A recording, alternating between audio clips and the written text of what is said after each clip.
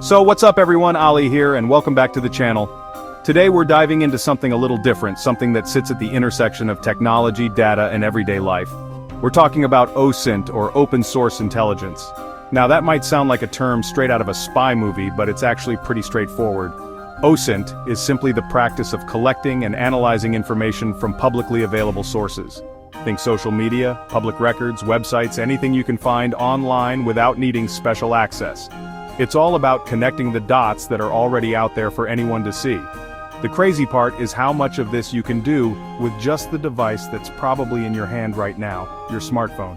The amount of data linked to a single phone number can be pretty staggering, and knowing how to access that publicly available information can be incredibly useful. Identify a mystery caller, verify someone's identity, understand your own digital footprint. So in this video, we're going to break down my top 10 free OSINT tools that you can use to find information all from your phone. We'll go through each one, how it works, what kind of information you can expect to find, and how they stack up. This is some powerful stuff, so we'll also touch on the importance of using it responsibly. And hey, if you enjoy this kind of content, do me a solid and hit that like button and subscribe to the channel, it really helps. Alright, first up on the list, and it's a classic, is Truecaller. A lot of you probably already have this app on your phone, maybe just for its caller ID and spam blocking features, which, to be fair, are pretty solid. But where it gets interesting from an OSINT perspective is that same database. So when you look up a number, you're not just getting an official record, you're often getting the name that real people have associated with that number. A nickname, a company name, a context. It's a simple, passive way to gather initial intelligence on a number. The process is straightforward. Wait for a call to be identified or open the app and use the search bar to manually input a phone number. It's important to remember that this data is based on what other users have saved, so it's not always 100% accurate, but it's an excellent starting point. Next up, let's talk about NumLookup. This one is a little more direct in its purpose. While Truecaller is a full-fledged app with lots of features, NumLookup is primarily a web-based service that does one thing and does it well: reverse phone number lookups. You go to the website and see a search bar, and you punch in the number you're curious about. After you enter the number and do a quick verification to prove you're not a bot, it typically provides the owner's full name, shows the carrier, and the general location associated with the number.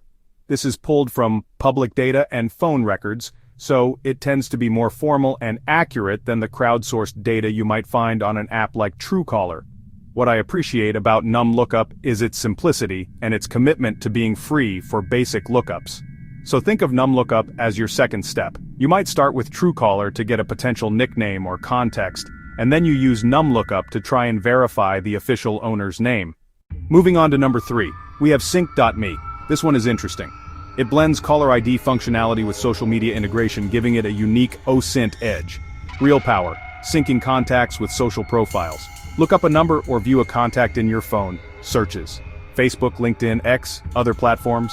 Workflow, take an unknown number, run it through sync.me, reverse lookup, and it won't just give you a name.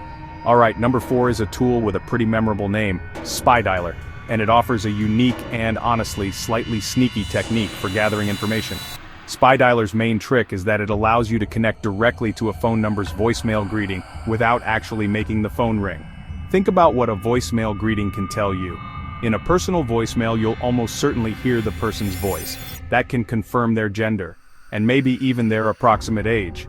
More importantly, you'll likely hear them state their name. Use SpyDialer to hear the voicemail and confirm if the name matches. It adds another layer of certainty to your investigation. Coming in at number 5 is a name that's been around for a long time, just in a different format: Whitepages. Whitepages has one of the most established and comprehensive databases of public contact information for people and businesses in the United States. A free search can often give you a name, an age range, an address, and a list of associated people, like family members. Where Whitepages starts to show its power, and also its paywall, is with its premium services. So I see Whitepages as the heavyweight for US-based public records. It's less about social media, and more about official documented information. At number 6 we have BeenVerified, another major player in public data aggregation. Similar to Whitepages, app-focused with a different set of data sources. For a reverse phone lookup, it searches its entire network. The process can be theatrical. It shows databases checking in real time. The free part usually confirms if they have records associated with the number. Even without paying, the initial search can offer clues. At number 7, we have Social Searcher. This tool isn't a reverse phone lookup service in the traditional sense. Instead, as the name implies, it's a dedicated social media search engine. But it has a neat feature that makes it useful for our purposes. You can often use a phone number as your search query. The idea here is to find public posts or profiles where a phone number has been mentioned.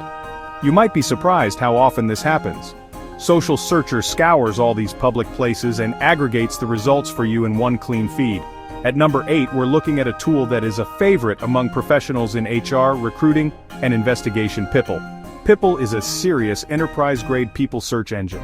Pipl's mission is to create a searchable index of identity information. Its core strength is its ability to connect disparate pieces of data from across the web into a cohesive profile. Watch as email, phone, name, and photo from different sites converge into one profile. Now it's important to be upfront. Pipl is not a free tool for the public, it's a professional subscription-based service. So why is it on this list of free tools?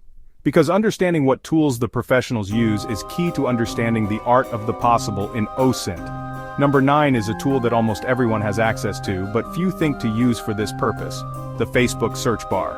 For years, you could type a phone number into the search bar and, if linked and allowed by privacy settings, the profile would pop right up. Facebook has tightened privacy over the years, making phone number search less universal, but it still works on many accounts that haven't updated settings. And finally, at number 10, we have the most powerful and obvious tool of them all: Google. Never, ever underestimate the power of a simple Google search. The key to a successful Google search is to be methodical. The most important one is putting the phone number in quotation marks. This tells Google to search for that exact sequence of characters. So there you have it, 10 free tools you can use to uncover information using just a phone number. As you can see, a surprising amount of information is often publicly linked to those 10 simple digits. These tools are all about accessing information that is, for the most part, already out there in the open. The skill is knowing where and how to look. But with this knowledge comes a significant responsibility. This isn't about being a spy or invading people's privacy. It's about being informed and safe. It's about verifying who is contacting you, understanding your own digital footprint, and protecting yourself from scams.